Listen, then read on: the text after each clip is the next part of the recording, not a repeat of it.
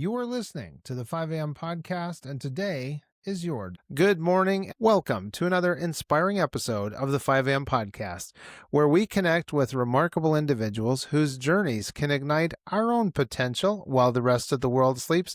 Today, we are honored to speak with Keith Gross, a man whose life embodies perseverance, determination, and the transformative power of believing in yourself. From the humble dirt roads of the Florida Panhandle, where he was raised by a single mother, to the runways he now navigates as a pilot, Keith's past reveals what's possible when you refuse to let your circumstances define your future. A former assistant state attorney and prosecutor for the state of Florida, Montana National Guard veteran, entrepreneur, and now author, Keith has lived a journey that reminds us of what can be achieved through hard work and unwavering resolve. His newly published book, Dirt Roads to Runways, Defending the American Dream for the Next Generation, shares the intimate details of his upbringing, the challenges he overcame, and the mindset that propelled him forward when the odds seemed stacked against him. At its heart, Keith's story isn't just about personal success. It's about finding hope, purpose, and meaning in a world that often makes these things seem elusive. And now, a warm welcome to you as you listen and watch, wherever that might be. Please consider sharing this with 3 of your friends. I know that many are going to enjoy this conversation. And finally, thanks to our friends that have ventured over to buymeacoffee.com/5am podcast and bought us a few of those delicious virtual cups of coffee this week and last. We do appreciate all levels of support. And now, Keith, a good morning and welcome to our 5 a.m. community. Good morning. Thanks for having me. Oh, it's great to have you here. So, well, let's start out with the sunny days and the warm ways growing up on the Florida Panhandle. You were raised by a single mother, and that must have presented a few unique challenges. Could you maybe share a pivotal moment in your childhood that shaped your understanding of what actually was possible in your life? Well, I don't know that my childhood was really that unique. A lot of folks grow up in single parent households, and the family that I grew up in didn't have a lot when it came to financial resources. We lived in a trailer when I was a kid, and my family did all they could to give us the best upbringing possible, to teach us right from wrong and give us all the love that any kid could hope for. So, from my perspective as a kid, I had a perfect childhood, nothing to complain about at all.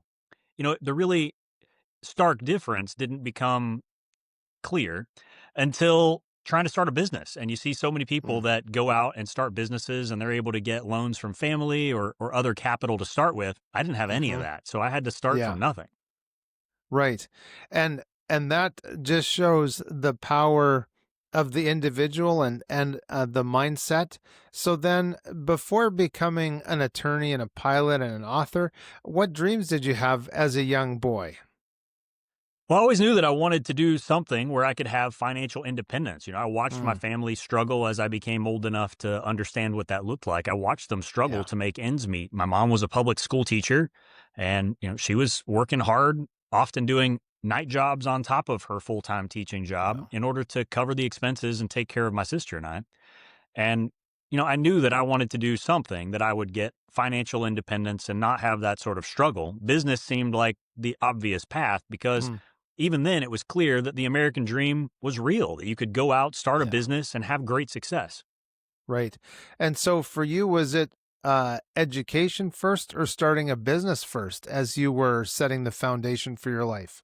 Well, I started in undergrad and went to undergrad in Pensacola. I didn't make it through the first 2 years before I got impatient and thought that I was kind of wasting time sitting in class when I could be out working and earning money. So I left undergrad early and started a business. I bought out an existing business and grew it from there. Ultimately sold that business off and really learned the value of flipping businesses, so to speak, where you can buy a business, grow it, and then resell it. That seemed like buying time in a way because you get to sell these businesses for a multiple of their earnings. It's almost like you get paid for years of future. Right. Yeah, that's a great way. I was going to say a fascinating way to look at it, but to me, it just shows that your mindset, you were already working the numbers and thinking, wait a second, I can work on this and build this up, and I'm going to get residual income in a lump sum. Exactly. That's a very smart way to look at it. So what quality do you think that these early years taught you? Was it maybe persistence? It was hard work. That was the real lesson. It was that if Mm, someone else can do it, so can you. The rest of the yeah. world's not any smarter than anybody else for the most part. If you're willing to go out there and work, you can get things done. The harder you work, the luckier you get. Yes. Yeah, that opportunity. Boy, when we start doing the dance with opportunity and opening those doors, it's like opportunity brings in its friends. And it's, it just busyness begets busyness, I guess we could say. So I want to ask you about your book. The title of your book is Dirt Roads to Runways.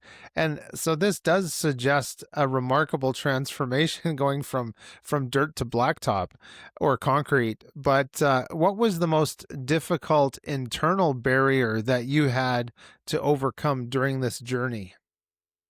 It was mostly just business challenges that anyone would face. When we were Hmm. running the first company that we grew to a national level, I met my partner back in 2009. But at the time, when we were working together in business, we were struggling to make ends meet in this rapidly growing truck washing company. It started with one location in Atlanta, Georgia, and we grew it to having several corporate owned locations. But the nature of that business was such that if you got a client today, you would go and wash their trucks today, send them an invoice at the end of the week, and they will pay that invoice in 2 or 3 months. But Yeah. payrolls due this week. So it became a bittersweet thing where it felt great to get a new client because that's new revenue, but also a little terrifying because that meant you have to now make payroll for 2 or 3 months before you get the first dollar in the door. I remember putting payroll on our credit cards, on cash advances, because we had to take the client. That's how you had to grow. Yes. But it was still a struggle to make ends meet and pay payroll. We just got through that. We forwent lots of things that we wanted to buy. We stopped our personal expenses and focused almost entirely on the business. And we did that for years. Yeah. And you've mentioned that being inspired by the idea of the American dream. When did you think maybe that you first recognized this concept in your life, and how has your understanding of that concept of the American dream maybe evolved through your experiences? I'll tell you the earliest memory I can think of where the American dream sort of, I didn't know what it was then. I wouldn't have known what to Hmm. call it. I was way too young. Yeah. But I recall seeing the Tear Down This Wall speech by Reagan and Mm. thinking, why do they have to fence people in on one side and why are people getting shot to get to the other side? That's really strange. Why would they lock up Yeah. their own people?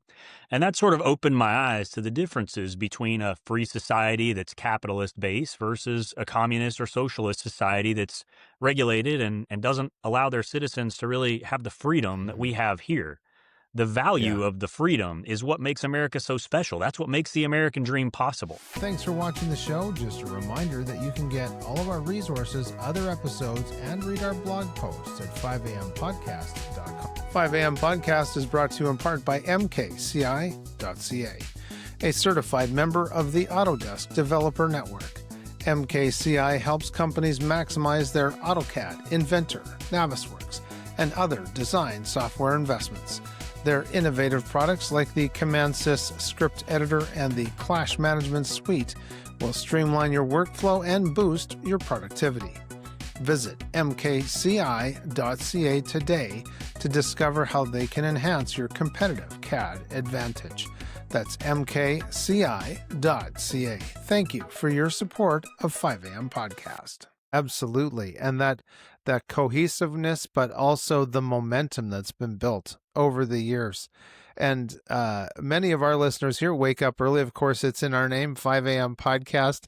And there's people who are pursuing their goals. They're making demands of themselves and their personal life in order to achieve their goals and get what they want. What role has discipline and maybe some morning routines played in your success?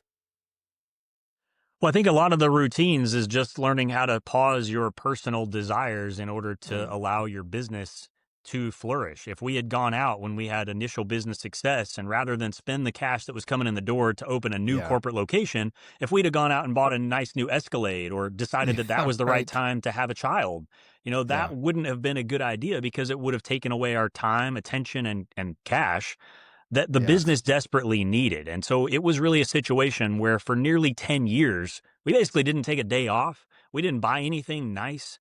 we spent every dollar we had building that company, and it paid off in the end. In the end, it was a very Yes. large exit for us in 2018. We sold that company off after it became the second largest truck washing company in the country. We sold it off to the private equity firm that owned the first largest. So they were really Right. rolling up the market, and we were the prime Yeah. acquisition target. It was really fortunate, and it was only fortunate for us because of how much work we put in and how much we Hmm. sacrificed along the way. Yeah. So much value in that personal effort and sacrifice. I wanted to ask you then, in moments of doubt or setback, what mental strategies or sources of inspiration have kept maybe you relied on or kept you going and moving forward? It was really a blessing to have a partner who was in the same fight with me every day. He would Mm, handle sales, I would handle operations and legal issues. But at the end of the day, we would go and take our walk around the neighborhood or walk around the yard and sort of rehash what happened. And it was yeah. really nice to have someone who understood the struggles that we were each facing, and we could work through those things together. Had I been in that alone, I'm not sure it would have been so easy to persevere during some of the Hmm. rougher periods. Having the right partner makes all the difference in life and in business. Yeah, that's for sure. That is for sure. Those people who can walk alongside us and be a support, be a not only a listening ear, but in one sense an advisor and a cheerleader pushing us forward. Just thinking back then to your time as a boy growing up, were there maybe some specific qualities or values that your mother instilled in you or that you observed in her or maybe some grandparents that looking back now you say, yeah, that really put some fuel into my fire to keep me going? My mom faced a lot of adversity as she and my father split when I was pretty Mm, young. And watching her power through that, she was a stay at home mom at first in what seemed like a fine marriage, looking at it from a child's yeah, perspective. sure. And then it all blew up. And she went from being a comfortable stay at home mom to needing to go back to college to get a teaching degree because she didn't have a degree at that time.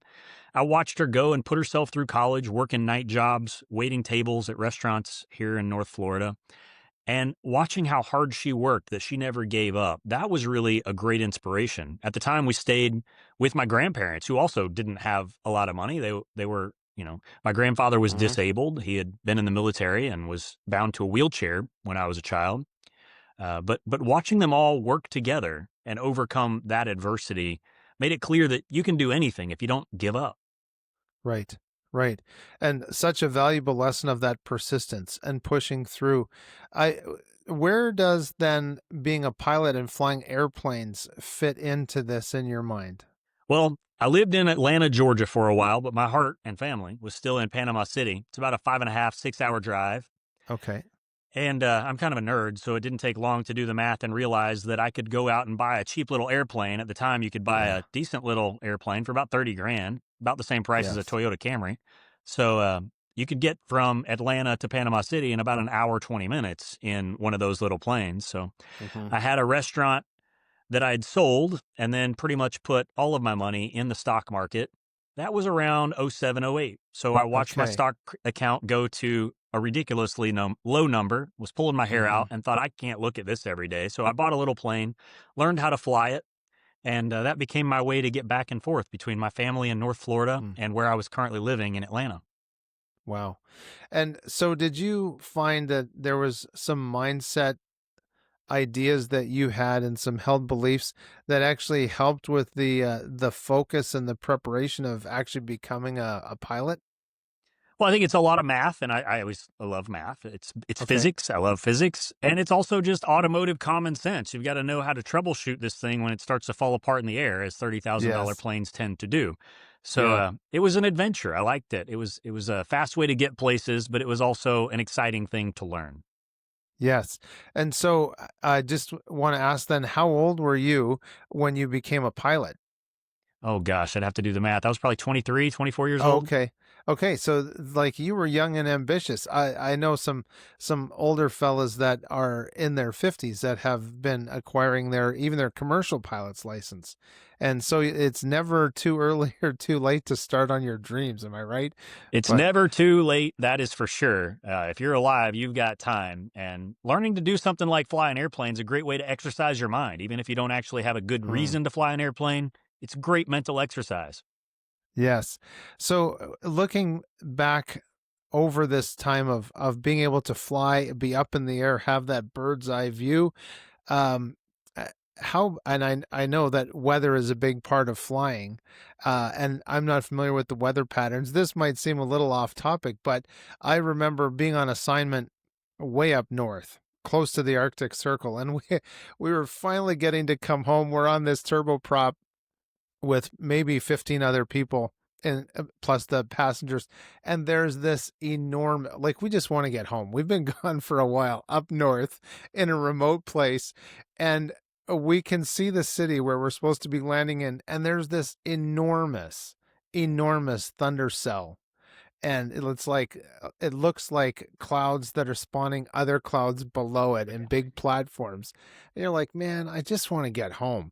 Can you talk a little bit about some of those things that you need to observe as a pilot that really maybe appear like they're blocking your way, but you got to find a way around it?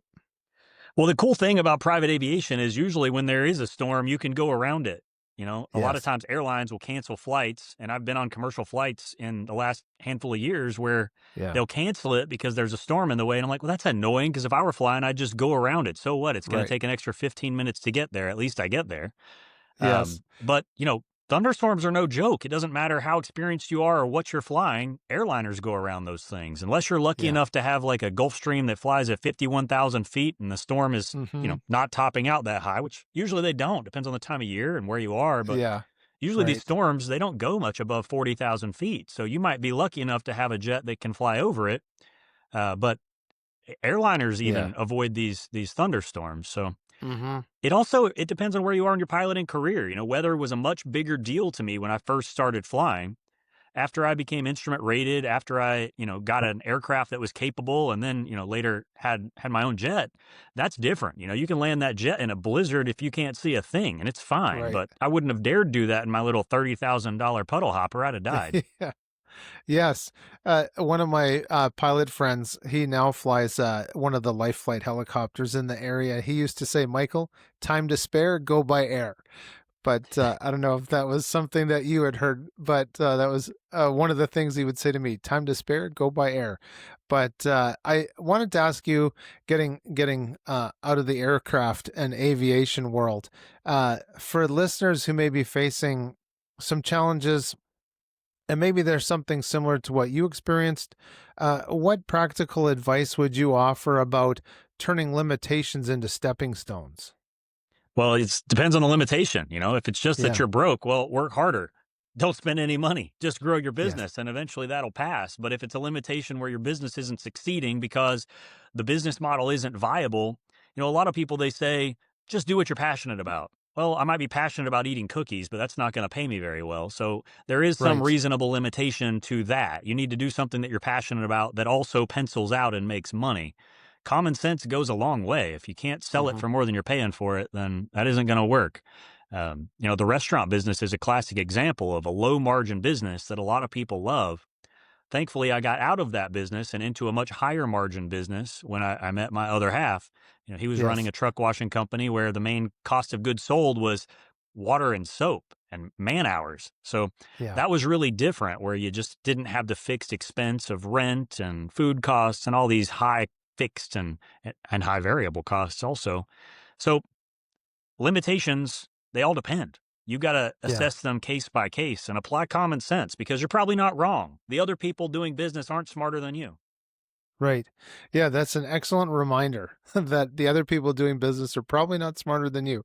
Um, can you give us a snapshot of what you hope people will take away from your book? I hope they learn that America really is the greatest place in the world. We all spend a lot of time complaining about politics, and we're supposed to. That's the process, right? We focus on what's Yes. wrong. But at the end of the day, whether you're on the left or the right, we agree on most things in this country. And what we really agree on is keeping the government out of our lives, keeping more of what we earn in our Hmm. pocket, and reducing the size and scope of federal government. That's the best way to restore the American dream to what it once was. Get the government Hmm. out of the way so people can prosper. That's really the takeaway. Yeah, that's good. So, in writing your book, Was that the most important lesson from your journey, or that you've come to, or was there some other teachable moments for yourself or aha moments that you had personally? Well, going through the book, it kind of walks through my childhood growing up in rural North Florida, which is very different than most people imagine when they think Florida. They think beaches and Yeah. palm trees. But I grew up in Right. the woods where the folks live way outside the beach areas. And Yeah. it was a different upbringing. It was a small town, and I was raised by a lot of folks with small town wisdom, that sort of common sense.